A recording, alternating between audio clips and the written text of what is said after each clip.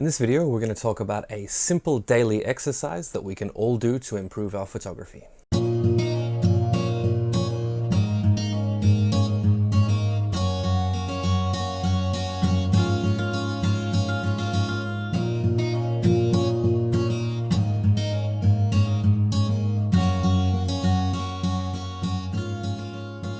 Hi everyone and welcome back to the channel. This is Dylan Golby. In today's video, I want to talk a little bit about practice, deliberate practice, and a really simple exercise that we can all do to try and improve our photography.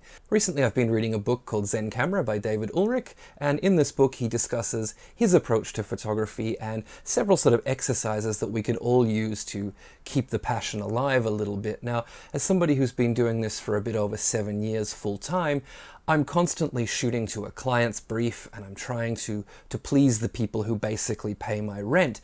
And it's not to say that I don't enjoy doing that. I absolutely love doing that. But there comes a point where I think, at least for me, that process almost takes away from what I initially got into photography for. I'm not always simply expressing myself and doing things my own way and getting my creativity out. A lot of the time I'm sort of hedged into this little box and I have to create a certain thing, or I'm expected to create a certain level of quality, and there's not really a lot of room for experimentation. So I've taken up one of the exercises from the book that he calls the daily record, and I've been doing it for a few weeks now. So I wanted to share my experience with you, what led me to this point, and what I feel I'm getting from this exercise, and what I hope to get from it, in the hopes that maybe it will be something that you would want to do as well. So I remember sitting down for a cup of coffee with a good friend of mine a few years back and him telling me a little bit about an exercise that he does. And what he would basically do is take a very simple point and shoot film camera, put in a roll of fast black and white film and go for a walk. And on these walks he wasn't stopping to make pictures, he wasn't considering compositions, he was just looking for things that sparked a little bit of curiosity, things that excited him, and without breaking his stride he would make photographs until the roll was done, and then he would walk home. And so the idea behind this was not to create great photographs. The idea behind this was not to create a portfolio that he was going to show to people in the end, although some images may result that he wanted to keep. The idea here was just to observe the things that made him want to make photographs. The goal of that exercise was not to create portfolio pieces that you were going to show people and impress people with. The goal of it was to learn about what makes you make photographs, basically, to learn about the content of photographs that interests you. Now, as photographers, there's definitely a place for us to look at other people's work or aspire to make great art or to make great compositions and to learn the techniques and the tools that allow us to express ourselves. But one of the main things that we really need to focus on is actually the things that really make our photography unique, the things that make us tick, the things that make us want to make photographs.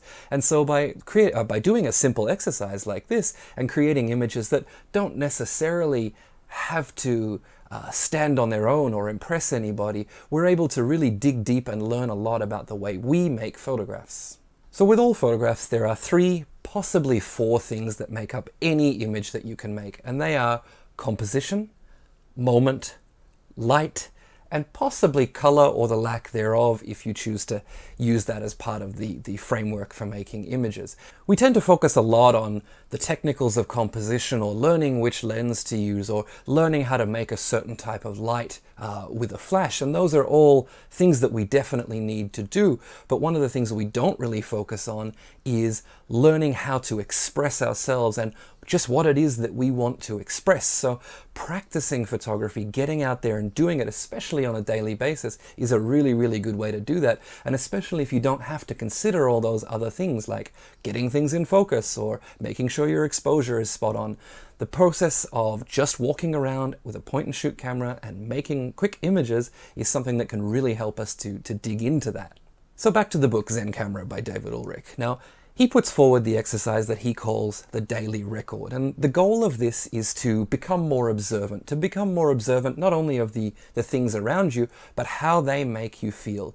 To take a step back and look at what things make you feel what ways. And this, of course, being called Zen Camera is very much sort of a Zen Buddhist idea of sort of being mindful, of understanding the way that things in the world happen the fact that they are what they are, and then understanding how you feel about them and how you can best express that to other people. That's the basic goal of this exercise. This isn't one of those 365 projects where you're trying to force yourself to be creative and force yourself to make images once a day that are going to go up and you're held accountable to the people looking at your images or something like that. This is one of those projects that you can do in your spare time. You can do it in your commute. You can do it as you walk from place to place. You can do it while you're sitting down having a cup of coffee with a friend or a family member or something like that. Anything that catches your eye, the idea is to not let it go, photograph it, and hopefully learn from that later on. For me, the goal of this project is to learn or relearn the ways that I see the world and the things that excite me both as a human being and as a photographer. Now, I talked a little bit in my video from Dodam Sambong about the idea of getting that postcard photo and then trying to explore a little bit more about what a scene means to you. And in order to do that, you really need to feel something about that scene. You really need to look at it, decide what elements are important to you, whether they be compositional or light or just the way that it's making you feel. If the snow's falling and you're freezing, maybe try to express that. But you really need to be looking at a scene, understand how it makes you feel, and then learn to express that through the camera. So for me, I want to be able to add a little bit more of that into both my personal work and my client work. So this exercise for me is a very long-term thing, and while it's starting out very simple, and we'll take a look at a few images from it in a moment, I do want to take it a little bit further in the future. So I am keeping these images all together, and I am reviewing them and trying to learn from them as well, with the overarching goal of basically being able to learn a little bit more about myself and add that into my images. So I'm in the very beginning stages of this still. I've only been doing it for a few weeks, and what I'm basically trying to do is allow things like light or subject matter or a particular time of day or how I'm feeling basically make me make photographs. So I'm not actively trying to make photographs. I'm becoming very receptive to the way that I feel, the way the world feels, the light that's around me, those sorts of things, and then attempting to express that, not necessarily by using a lot of time and trying to make a masterpiece, but just sort of reacting to that, making a photograph, and then reviewing it later on to see how it turned out. So let's take a look at a few of the photos that I've made so far on this project. I'll give you a little bit of commentary on sort of what I was feeling and maybe where I could have improved these photos from looking back at them now. And then once we come back, I'll talk a little bit about where I hope to take this project from now. So this first image was made on a very quick afternoon bike ride. Now, usually with these bike rides, I'm trying to get out and then maybe get home before my wife does, or get home and cook dinner or something like that. I've decided to make a bit of an active effort to stop and make photographs of the things that I really enjoy. And one of the things that I really enjoy is dramatic skies. We don't get so many of them in Seoul because there is a lot of pollution. We typically have either a gray sky or a blue sky, but when it comes to the stormy days or the day before and after a storm, we usually get some pretty dramatic skies, and I've decided I'm going to make more of an effort to stop for those despite what other things are going on in my day. So I decided to wait for a single bird to fly through this scene and just make a photo that feels like that sort of dramatic day that we don't often get here. This photo was actually made on the same day in the same location, and as I was sitting there photographing a couple of the pigeons, I noticed that they all decided to fly in one direction. So I looked over and I saw that this gentleman was actually feeding them. And one of the other things that I want to do with this project is be a little bit more active about sort of just approaching strangers and saying, hey, can I make a photograph? And so I waved at this gentleman and I said, pointed to my camera and said, hey, can I make a photo? And he said, no problems at all.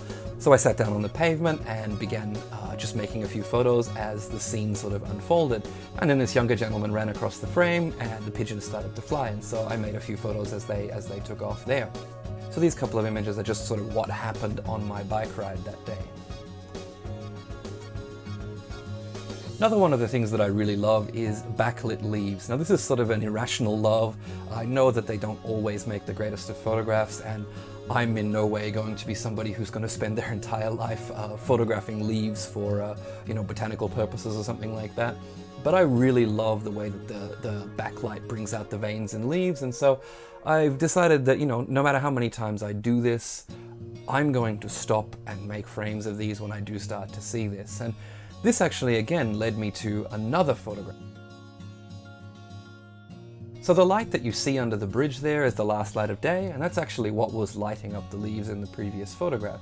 So this one, as I crossed the bridge, I turned back to see how things were looking and noticed that we had basically blue sky on top and the bottom and this beautiful warm light in the middle. So I made a quick photo that I normally would not have made, but this shows you a little bit about where I was on the day.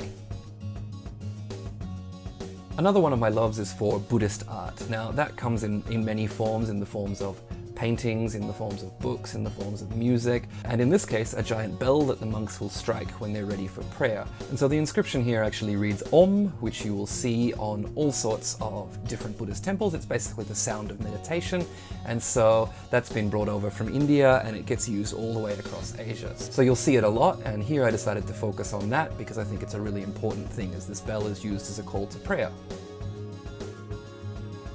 Again, this is one from the same temple, and this is just another thing that I noticed on that day.